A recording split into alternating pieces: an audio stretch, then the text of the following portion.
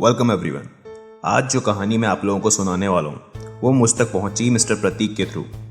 उन्होंने अपनी लाइफ में कुछ ऐसा फेस किया जिससे उनके दिल को एक बहुत ही गहरा सदमा पहुंचा और उनके साथ हुई घटना ने उनके जहन में कई सवाल खड़े कर दिए और वो अपने सवालों के जवाब ढूंढते हुए मुझसे जा टकराए, इस उम्मीद में कि शायद मैं उनकी उलझनें सुलझा सकूं और उन्हें समझा सकूं कि उन्होंने जो मंजर देखा था वो आखिर था क्या।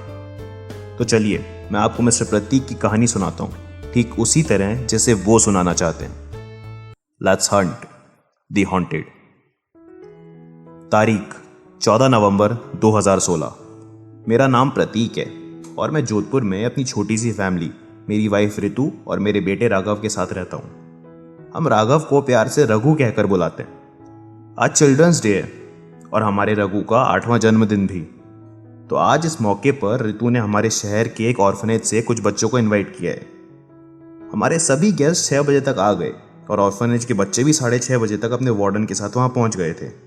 मैं उन बच्चों को देखकर काफ़ी सरप्राइज हुआ। वो सभी बच्चे वाइट शर्ट पैंट पहनकर आए थे और उन सभी के हाथ में एक ना एक म्यूजिकल इंस्ट्रूमेंट भी था। मैं कुछ सोच ही रहा था कि उनके वार्डन ने मेरे कंफ्यूज चेहरे को देखते हुए मुझसे कहा, ये बच्चे किसी भी इन्विटेशन पर खाली हाथ नहीं जाते, बल्कि इन्हें जो प्यार आप लोग अपने घर बुला कर देते हैं वो ये म्यूजिक के द्वारा आपको वापस लौट आते हैं। मैं उन बच्चों को देखकर काफ़ी खुश हुआ और उनको अंदर ले आया। बहुत ही जल्द वो बच्चे हमारे मेहमानों के साथ आए बच्चों में ऐसे घुल मिल गए मानो एक दूसरे को कई अरसे से जानते हो। बच्चे कास्ट, रिलीजन और क्लास देखकर भेदभाव नहीं करते ना, शायद इसीलिए इन्हें भगवान का रूप कहते हैं। भगवान का रूप, मेरी ये सोच बहुत ही जल्द बदलने वाली थी। ऑर्फनेज के बच्चों ने अपनी म्यूजिक परफॉर्मेंस से सबका दिल जीत लिया। सभी गेस्ट ने काफ़ी एंजॉय किया। फिर राघव को तोहफे मिलने लगे। वो भी खुशी खुशी उन्हें ले रहा था, बड़ों के पैर छूकर उनका आशीर्वाद ले रहा था। मैं हॉल में ही घूम रहा था, लेकिन मुझे बार बार ऐसा फील हो रहा था कि 2 आंखें मुझे ही देख रही हैं। जहाँ मैं जा रहा हूँ मेरा पीछा कर रही हैं। मैंने चारों तरफ नजरें घुमा कर देखा तो मुझे एक बहुत ही प्यारा सा बच्चा एक कोने में बैठा दिखाई दिया। उसके हाथ में खाने की एक छोटी सी प्लेट थी, मगर वो कुछ खा नहीं रहा था। ये बच्चा भी ऑर्फनेज से आए दूसरे बच्चों के साथ आया था, लेकिन इसके कपड़े अलग थे। सफ़ेद कुर्ता पजामा। मुझे लगा शायद ये म्यूजिकल बैंड में नहीं होगा इसलिए अलग कपड़े पहनकर आया हो, लेकिन उसकी आंखें, उनमें एक अलग ही चमक थी जिसने मुझे उस बच्चे के पास जाने पर मजबूर कर दिया। मैं उसके पास गया और उससे कहा, बेटा तुम यहाँ अकेले क्यों बैठे हो? वो मानो मेरे बोलते ही एक गहरी सोच से बाहर आया और चौंक कर मुझसे बोला, जी वो मुझे लगा वो थोड़ा शर्मीला होगा, इसलिए बाकी सबसे घुला मिला नहीं। तो मैंने उसका हाथ पकड़ा और अपने बेटे के पास ले गया। मैंने कहा, ये है मेरा बेटा रघु, तुम इससे दोस्ती कर सकते हो। मैं कह ही रहा था कि तभी मेरी एक गुजराती दोस्त आई और रघु से गुजराती में ही बोला, हैप्पी बर्थडे बेटा, ये देखो तुम्हारी बहुत ही स्पेशल गिफ्ट। और उन्होंने रघु के हाथ में एक छोटी सी टोकरी थमा दी जो एक शॉल से ढकी हुई थी। फिर उन्होंने रघु से कहा, बेटा इसका बहुत अच्छे से ध्यान रखना, और टोकरी की तरफ इशारा करते हुए कहा, ये तुम्हारा बेस्ट फ्रेंड बनेगा। रघु ने टोकरी से शॉल हटाकर देखा तो उसमें एक बहुत ही छोटा सा क्यूट सा पपी अंदर सो रहा था, जिसे देखकर रघु की खुशी का ठिकाना नहीं रहा। मेरी गुजराती फ्रेंड ने रघु से कहा, हमारी डॉग को 3 पपी हुए थे 2 दिन पहले, तो मैंने सोचा कि इनमें से एक तुम्हें दे दूं, बिकॉज यू लव डॉग्स। हमारी सारी बातें वो छोटा लड़का साथ खड़े खड़े सुन रहा था और मेरी फ्रेंड की आखिरी लाइन सुनते ही वो एकदम से बोल पड़ा, ये पपी 16 नवंबर को मर जाएगा। उस लड़के की बात सुनते ही मुझे एक धक्का सा लगा। आखिर इस बच्चे ने अचानक ऐसा बोला क्यों? रघु ने भी चौंक कर उस लड़के से पूछा, तो क्या सारे पपी 16 नवंबर को मर जाएंगे? तो उस बच्चे ने बिना किसी एक्सप्रेशन के सपाट जवाब दिया, नहीं, सिर्फ ये वाला मरेगा। मेरी फ्रेंड को बात समझ में नहीं आई क्योंकि बच्चे ने बात मारवाड़ी में कही थी, इसलिए उन्होंने मुझसे पूछा कि ये लड़का आखिर कह क्या रहा है, जिसे देखकर हम सबके चेहरे का रंग उड़ गया। मैंने वहां बात घुमा दी ताकि वो उस छोटे बच्चे पर भड़क ना जाए और कोई तमाशा ना बन जाए। मैंने कहा, आपकी ड्रेस काफ़ी अच्छी लग रही है, और वो सारी बात भूलकर अपनी ड्रेस के बारे में ही बताने लग गई। लेकिन अब उस छोटे बच्चे के आसपास काफ़ी भीड़ इकट्ठा हो गई और सब उससे पूछने लगे क्या तुम सबके बारे में बता सकते हो कि कौन कब मरने वाला है? उसने सर ना में हिलाया और कहा, सिर्फ उन लोगों के बारे में बता सकता हूँ जिनका मुझे डेट ऑफ बर्थ पता हो। तभी एक बच्चे ने कहा, मेरा डेट ऑफ बर्थ है 12 फरवरी 2008। ये सुनकर अचानक वो बच्चा अपने दिमाग पर जोर डालने लगा और फिर वही बिना एक्सप्रेशन के बोला, 8 मार्च 2066। ये सुन के पूछने वाला बच्चा बोला, ओ अभी तो मेरे पास बहुत टाइम है। और सब बच्चे हंसने लगे। तभी एक बुजुर्ग आए और उन्होंने बच्चे से पूछा, मेरा डेट ऑफ बर्थ है 14 फरवरी 1956, बताओ मैं कब मरूंगा? ये सुनकर फिर वो बच्चा दिमाग पर जोर डालने लगा। उसे देखकर ऐसा लगता था जैसे किसी गहरी सोच में चला गया हो वो। जहां तक मुझे लग रहा था वो जोड़ घटाकर मैथ्स का कैलकुलेशन नहीं कर रहा था, बल्कि कुछ याद कर रहा था। कुछ याद करने की कोशिश में वो अपने दिमाग पर जोर डाल रहा था, जैसे कोई लिस्ट याद कर रहा हो। और फिर याद करते ही बोला पूरे कॉन्फिडेंस से, एकदम सपाट चेहरे से, 15 जून 2020। ये सुनकर बुजुर्ग थोड़ा गंभीर होकर बोले, तब तो मुझे अपनी हेल्थ पर ध्यान देना पड़ेगा। पता नहीं उस बच्चे में ऐसा क्या था कि सबको उसकी बात पर विश्वास हो जाता। और फिर एक एक करके काफ़ी बच्चे बुजुर्ग उससे सवाल पूछने लगे, मानो एक खेल सा बन गया था सबके लिए। और फिर उसका जवाब सुन के सब बच्चे हंस देते, क्योंकि सबके पास काफ़ी टाइम था। मैं भी हंसकर वहाँ से चला गया, ये देखकर कि सब खुश थे। मैं अपने कुछ गेस्ट से बात कर ही रहा था, तभी अचानक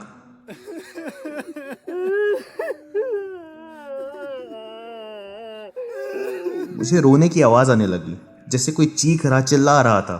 मैंने वहाँ जाके देखा तो वो मेरा कजिन आदित्य था। वो रोए जा रहा था और रुक ही नहीं रहा था। मैंने पास खड़े लोगों से पूछा कि क्या हुआ है, तो किसी ने मुझे बताया आदित्य ने भी अपनी डेट ऑफ बर्थ बताई थी और उस लड़के ने आदित्य की मौत की डेट बताई है 18 नवंबर 2016, मतलब आज से सिर्फ 4 दिन बाद। और इसीलिए वो रो रहा है। मेरा दूसरा कज़न आदित्य को चुप कराते हुए दूसरे कमरे में ले गया और वो जाते जाते भी रो ही रहा था और एक ही बात की रट लगाकर बैठा था, मैं अभी मरना नहीं चाहता, मैं सिर्फ 30 साल का हूँ। उसे इस हालत में देखकर मुझे उस पर बहुत गुस्सा आया। बच्चों के खेल को इतना सीरियसली आखिर कौन लेता है? तमाशा खड़ा कर दिया है। ऐसी बचकानी हरकत करते टाइम इसे शर्म भी नहीं आई। खैर, इस तमाशे के बाद भीड़ वहां से जाने लगी और मैं उस छोटे बच्चे को भीड़ में देख नहीं पाया।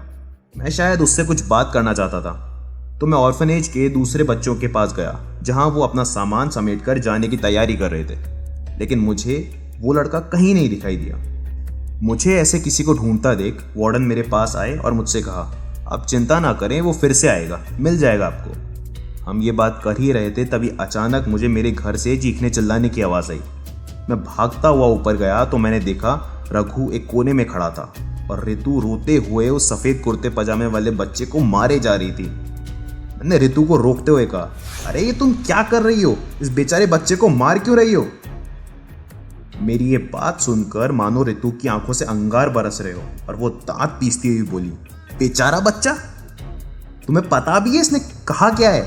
इसने हमारे रघु के मरने की डेट आज से ठीक 1 साल बाद बताई है, उसके अगले बर्थडे पर।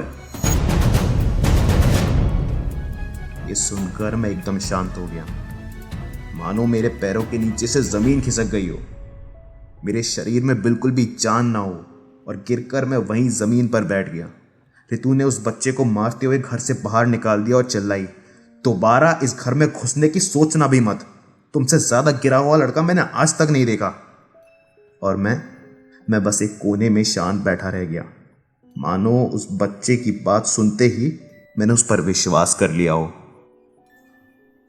तारीख 16 नवंबर 2016। रघु उस पपी से 2 दिन के अंदर ही काफ़ी घुल मिल गया था।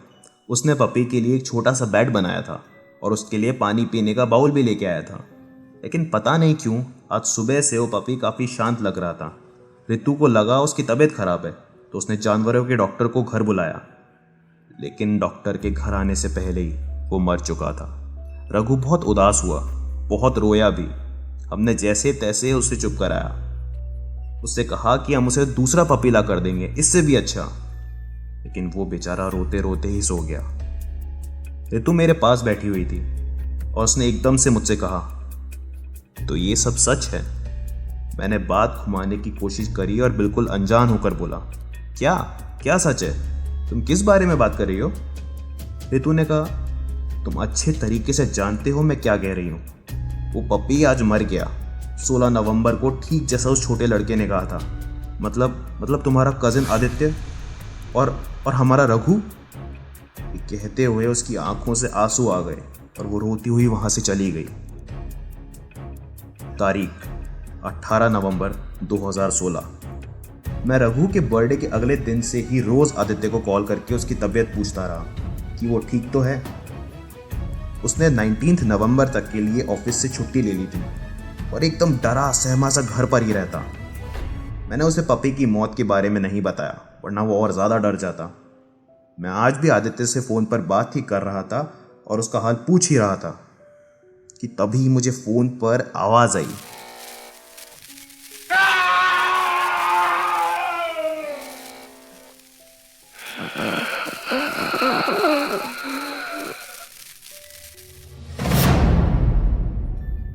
और तभी फ़ोन कट गया। मैं तुरंत उसके घर के लिए निकला और वहां जाकर देखा तो आदित्य के घर के बाहर काफ़ी भीड़ जमा थी। पूछताछ करने पर पता चला आदित्य अपना फ़ोन चार्जिंग पर लगाकर बात कर रहा था। तभी ना जाने कैसे तारों में गड़बड़ी की वजह से उसे बहुत खतरनाक झटका लगा और उसी वक्त उसकी मौत हो गई। ये सुनते ही मानो मेरा दिल धड़कना रुक सा गया हो। उस बच्चे की हर बात सच हो रही थी। पहले वो पप्पी और अब आदित्य। इसका मतलब एक साल भर में हमारा रघु भी। मौत कब आने वाली है ये पता है, तो भी इसका दर्द कम नहीं होता। वो एक साल मैंने और रितु ने कैसे काटा है ये हम ही जानते हैं। रोज़ ये पता होते हुए कि हमारा छोटा सा हंसता खेलता बच्चा बहुत ही जल्द हमारा साथ छोड़कर हमेशा के लिए चला जाएगा। और ठीक वैसा हुआ भी। तारीख 14 नवंबर 2017। रघु काफ़ी दिनों से बीमार था और आज वो हम सबको छोड़कर चला गया। ऋतु बिल्कुल टूट गई थी। हमें पता था कि ये होने वाला है, लेकिन फिर भी दर्द इतना मानो बयां ना कर सकें। कुछ दिन तक हमने किसी से बात नहीं की। एक दिन मैं बैठे बैठे सोच रहा था कि ऋतु ने उस छोटे बच्चे को इतना मार के घर से बाहर निकाल दिया। वो बेचारा अनाथ बच्चा, अब इसमें उसकी क्या गलती थी? भगवान ने उसे ऐसा अजीब सा तोहफा दिया है। वो बेचारा तो बस सच बोल रहा था।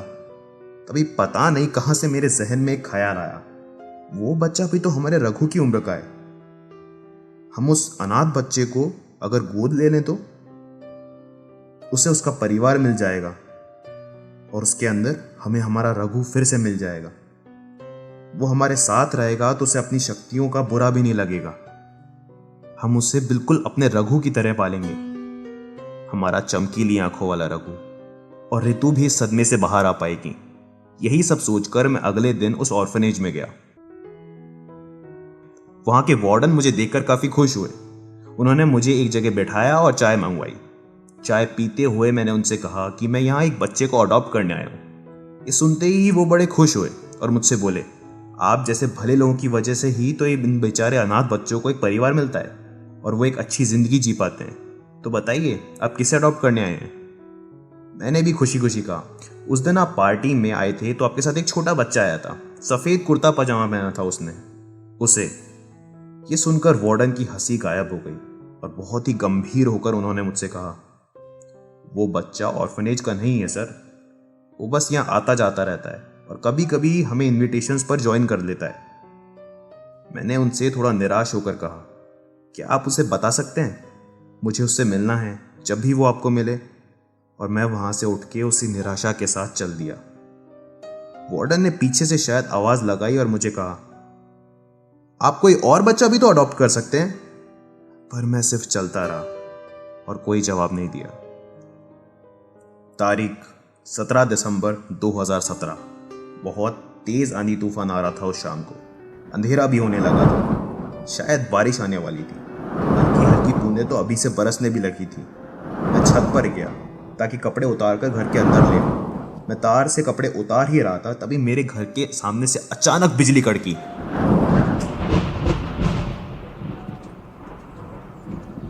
मैंने उस तरफ देखा तो मेरे घर के ठीक नीचे वही बच्चा खड़ा हुआ था। मैंने उससे कहा, अरे बेटा तुम नीचे क्यों खड़े हो? तेज तूफान आ रहा है, बारिश भी, भीग जाओगे तुम, आओ ऊपर आ जाओ। उस बच्चे ने नाम में सिर हिलाया। शायद उसे रितु की बात याद आ गई जब रितु ने उसे कहा था हमारे घर में दोबारा मत घुसना। वो बच्चा वहीं से बोला, मुझे पता चला कि आप मुझे ढूंढ रहे थे, मुझसे मिलने आए थे, बताइए। मैंने उससे कहा, बेटा हमें माफ करना, उस दिन हमने तुम्हारे साथ बहुत गलत किया, तुम तो सिर्फ सच बोल रहे थे, इसमें तुम्हारी क्या गलती। तो वो बच्चा बोला, मुझे नहीं समझ आया आदित्य अंकल और रितु आंटी रोने क्यों लगे। वो पपी भी तो अपनी मौत जानकर चुपचाप बैठा था, रो नहीं रहा था, और रघु भी शांत था। तो मैंने कहा, बेटा उम्र बढ़ने के साथ जिंदगी से लगाव बढ़ जाता है। वो मरना नहीं चाहते और मौत का डर उन्हें परेशान कर देता है। बच्चों में शायद ऐसा नहीं होता। तुम जब बड़े होगे तब तुम समझ जाओगे। क्या तुम्हें तुम्हारे मरने की तारीख पता है? वो बोला, हाँ पता है, लेकिन मुझे इससे कोई फर्क नहीं पड़ता। मैंने कहा, देखो मैंने बोला था ना, बच्चों को इस बात से फर्क नहीं पड़ता। फिर मैंने पूछा, वैसे तुम्हारे मरने की तारीख क्या है? उसने वही अपना बिना किसी एक्सप्रेशन के सपाट चेहरे से कहा, 16 फरवरी 2012। उसके ये शब्द सुनते ही मेरा पूरा पतन ठंडा पड़ गया। मैं कांपने लगा, मेरे शब्द मेरे हलक में अटक गए और मैं उसी जगह खड़ा हुआ जम गया, हिल भी नहीं पाया।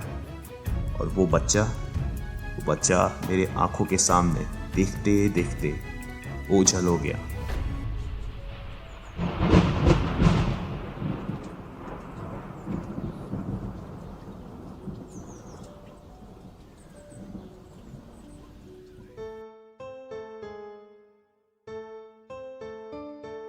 मिस्टर प्रतीक के कुछ सवाल हैं जो उन्होंने उस रात देखा।